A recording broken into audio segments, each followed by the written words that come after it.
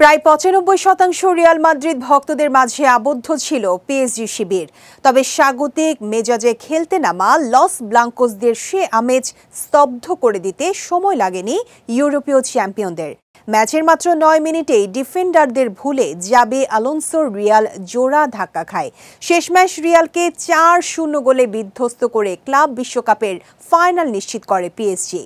বুধবার দিবাগত রাতে মেটলাইফ স্টেডিয়ামে মুখোমুখি হয় দুদল। ম্যাচে পিএসজির হয়ে জোড়া গোল করেন ফাবিয়ান রুইজ, একটি করে গোল করেন ওসমান ডেম্বেলে ও গঞ্জালো রামোস।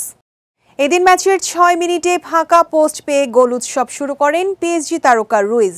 পরে ম্যাচের ৯ মিনিটে অ্যান্তোনিও রুডিগারের ভুল পাসে ডেম্বেলে ডি বক্সে প্রবেশ করেন এবং কোর্তোয়াকে পরাস্ত করে নিখুঁত ফিনিশে গোল করেন। পরে ম্যাচের ২৪ মিনিটে আরও একটি গোল করেন রুইজ।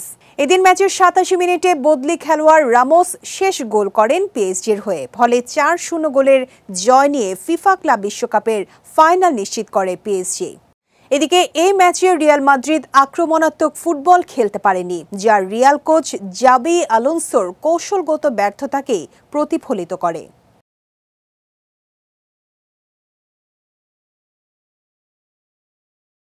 এর আগে গত মাসে চ্যাম্পিয়ন্স লিগের ফাইনালে ইন্টার মিলানকে ৫-০ গোলে হারিয়েছিল পিএসজি। আর সেই ছন্দেই রিয়ালের বিপক্ষে শুরু থেকেই আক্রমণ চালাতে থাকে এবং পুরো ম্যাচ জুড়েই দাপট বজায় রাখে ফরাসি ক্লাবটি।